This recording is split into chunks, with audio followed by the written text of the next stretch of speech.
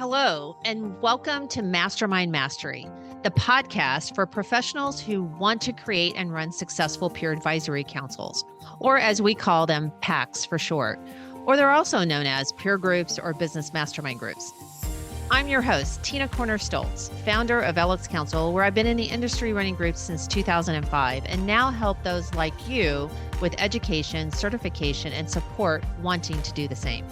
At one time, I ran 10 groups, nearly 100 members, and sold my groups for a good multiple, and recently released my second book, Your Seat at the Table, How to Create and Run Your Own Peer Advisory Councils, published by Forbes, and grateful to you that it's an Amazon bestseller. I invite you to join each week where we share strategies and techniques to successfully launch and become a master of running your PACs. You'll hear insights, perspectives, do's and don'ts, learn from my and my guests' mistakes, successes, and get the inside track to key takeaways. Each time we have a guest, we'll be having a bit of fun. So are you ready? Let's get going and dive into today's episode. Hello, everyone, friends, listeners, anyone that's out there running peer advisory councils. Welcome to another episode of Mastermind Mastery. And I'm your host, Tina Corner Stoltz. Today's topic, an episode, is based on raising your pricing, raising your membership dues. How many of you out there actually do that on a regular basis? How many of you have a process to do that? And how many of you haven't done so in who knows how long? And you've wanted to do so, but now because you haven't done it, you don't even know how to go about doing it because it's going to raise this huge flag because you've never done it. And now it's going to cause attention to what your pricing is and what it is that you want to be. And is there too much of a gap between what you do charge and what you should be charging that now you're so far behind, it's almost impossible to close that gap? Well, today we're going to talk about how you can do all of it. I'm going to talk about how to make it taboo so you feel comfortable doing it without losing a member, where it's not stressful, and you get paid what you should, what you're worth, and what you deserve. So let's start with why even raise pricing. I know moderators, chairs, et cetera, that who never raise prices, never. And that's fine if you're a lifestyle business. And if so, no need to continue listening. But if you are treating your mastermind PAC business as a business, raising prices at some point is essential to sound business strategy. Truthfully, I also believe that if you do not raise prices, some part you lose respect from your members because in the back of their mind, they're realizing over their years of participating, you haven't done it. And that you're actually not running the group like a business. And if you're not running the group like a business and more of a lifestyle business, are you really doing the best job possible? Are you taking it seriously? Something to think about. Let's get back to why do it?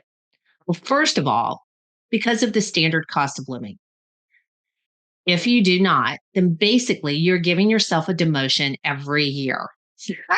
And your members a value which you don't get any credit for. So they got to keep their dues the same year over year, basically at a discounted rate year over year because of cost of living. Does that sound like a good strategy to you? At least if you don't raise your pricing, get credit for it by sending out a note indicated you're giving them a gift.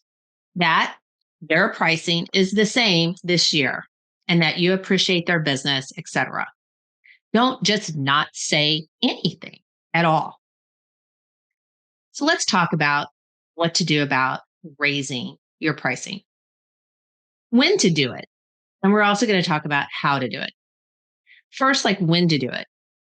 You know, it's always a good time kind of year end or the beginning of the year because it's kind of expected. But honestly, it doesn't really matter when you do it, just as long as you do it. But I will tell you it's best when you feel you have justified the increase, that the value is high. Meaning you don't want to raise your pricing if you've just had some turnover in your group, right? And you might be thinking, I don't want to raise this issue because everybody might be evaluating whether they're going to continue or not. But let's talk more about some things to consider so that you can actually feel comfortable raising your pricing, know how much you should raise it by, and how to go about it in a really positive way. First, you have to understand your costs. Now, I know many of you will say, well, there's not much cost in running a group, but there is. And understanding everything that goes into it, your time, which is valuable and does cost, there's an opportunity cost as well. So understand your costs before raising your prices. Thoroughly understand them. That includes everything your overhead, what it costs you to run the meeting, what it costs you to sell a new member. You can even include that in it.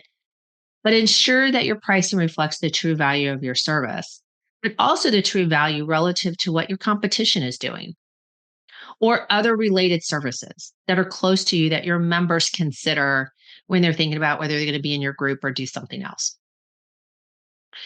Value communication.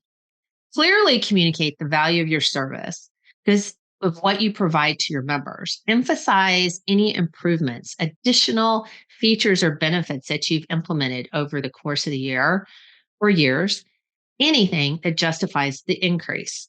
It could be that you've added more socials. Maybe you have added more speakers. Maybe you have added kind of a better environment where they meet. Who knows what it could be?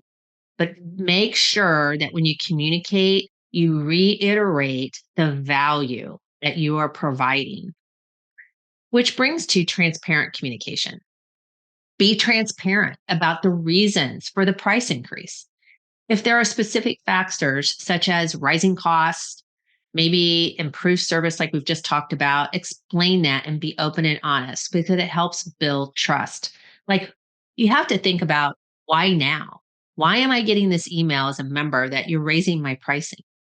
So you don't want to come across though as defensive or overly like communicative in regards to feeling like you are having to justify out the wazoo because of this price increase. I encourage that when you actually have that memo written, that you have others read it to give you their impression on it, because you want it to come across positive and succinct and also convincing as to why you're doing what you're doing. Which brings to timing. You want to choose an appropriate time, obviously, to implement the increase. What you don't want to do more is do it at a time that's bad. Now, I talked briefly about this a minute ago, but you want to consider factors like, let's say, the economic environment or trends or when your members renew. So, for example, if your members are annual, then you got to give enough notice on the front end before their annual renewal about the price increase. Or let's say price increase strategically could be right after maybe you've had a retreat or something that really proved like an amazing experience for them because they're going to be on a high and it's going to be like second nature and no thought at all about the price increase. And you can even consider a phased implementation.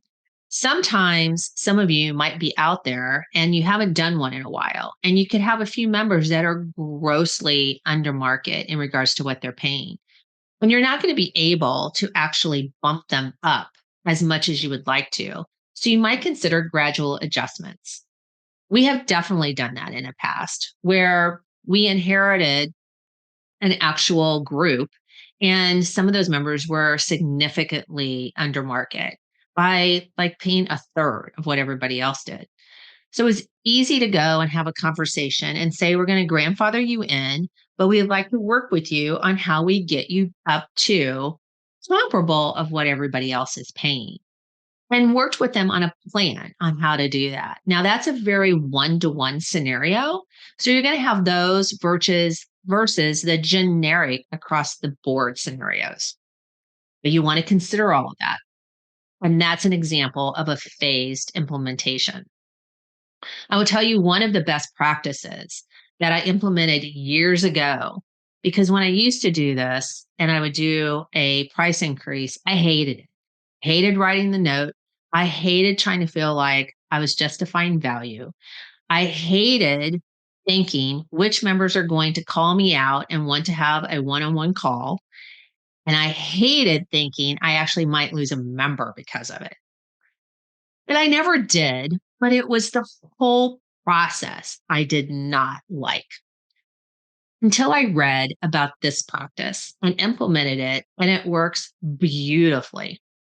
The best practice is in the membership form, I automatically put there's going to be a price increase. So they know exactly what to expect. It's in their form, it's in writing, and I never have to talk about it again. Now, the type of increase I do is a little unique. It's 1% quarterly. So 1% quarterly, they get an increase. It's super easy to administer. It's just a spreadsheet, and whoever is doing the billing for your members can easily know it's the quarter's up and it's a 1% increase. And then the next quarter, it's a 1%. It is way better for you doing that because 1% throughout the year earns you more money than a percentage at the end of the year. So it's compounded. Got it? And 1% quarterly to a member intuitively seems insignificant, literally isn't so insignificant, but they're not going to call you because they argue about 1% quarterly because they kind of feel stupid to do that. And I will tell you over the years, I've only gotten a few calls. And when I've had those calls and talked through it as to why, etc., then they're fine. They kind of just have never seen it before. So I will also say is that it eliminates doing that letter and all of that angst every year. So consider baking into your member application a regular price increase. Now, you always have the option not to do it. So let's just say it was COVID, right? The pandemic hit. You might not want to do a price increase. So you send out a note as a gift, get credit for it. There's no price increase. We're freezing pricing until further notice, blah, blah, blah, or for this next year, etc. That's very easy to do. That is a letter I wouldn't mind sending, and one I would love to get if that's the right thing to do. So you can also analyze your actual member base about segmentation from the standpoint of, do you do something different, such as the type of group? Maybe the price increases are different because you have different types of groups. Maybe you do one based on loyalty, that you say once you've reached 5 years of being a member, there's no longer a price increase as a reward. Something like that. That can be very fun to communicate and incent retention and longevity with you. So give that thought. Member education. Up and beyond, educating your members about the changes and the value they will continue to receive is critical. So providing detailed information on how the price increase will contribute to maintaining and improving the quality of their membership, their meetings, etc., would be all part of your communication. And there's other alternatives that you can do too, like introduce a new service and say with this price increase, we're introducing this new assessment, or we're introducing this new product, etc., that provides this value to you. And as a result, this is part of the price increase that allows us to do this. You can also do something that helps offset the increase.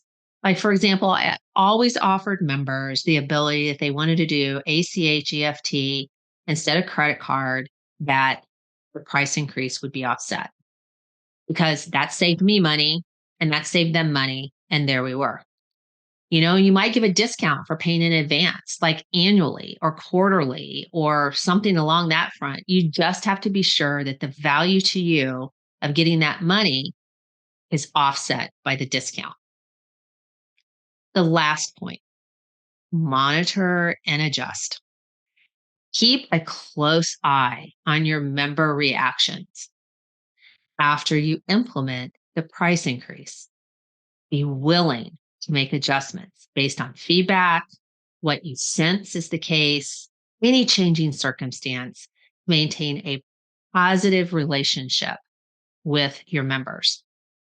The point is, be prepared, have a plan. Think through.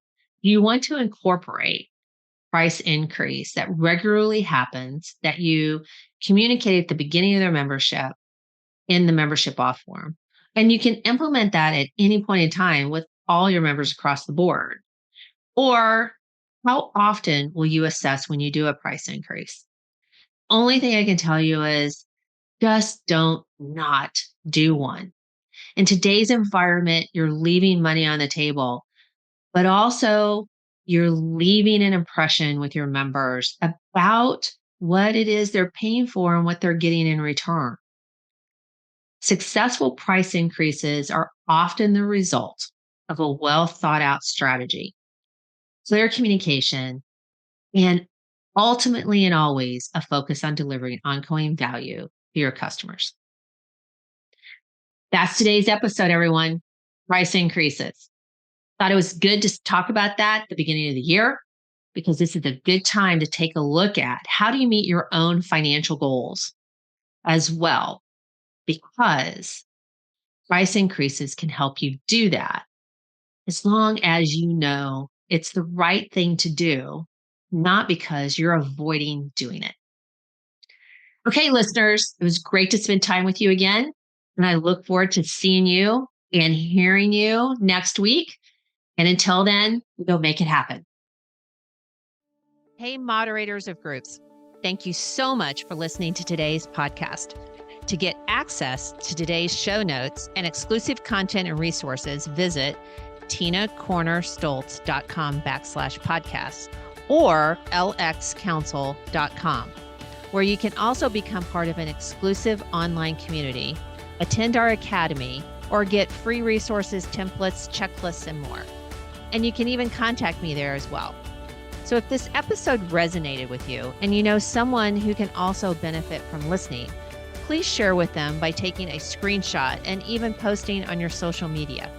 I also love reviews and appreciate hearing from each of you, those actually doing this wonderful work. Please tune in next week for another episode of Mastermind Mastery. And I'll close by sharing something my mentor did after every learning moment. He shared a shiny pebble from his pocket with anyone he passed knowledge to and asked them to forward that pebble knowledge on.